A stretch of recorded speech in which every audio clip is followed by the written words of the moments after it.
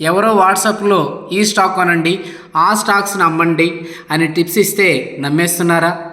అయితే మీరు సంపాదన కాదండి, పెద్ద రిస్క్ని కొంటున్నారు.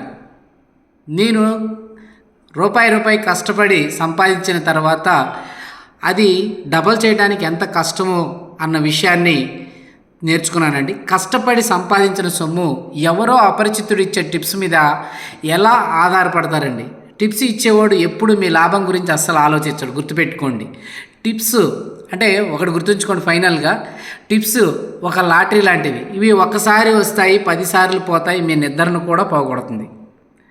అదే ఒక సిస్టమేటిక్ని మీరు అలవాటు చేసుకున్నారు, అది ఒక ఇంజిన్ లాంటిది.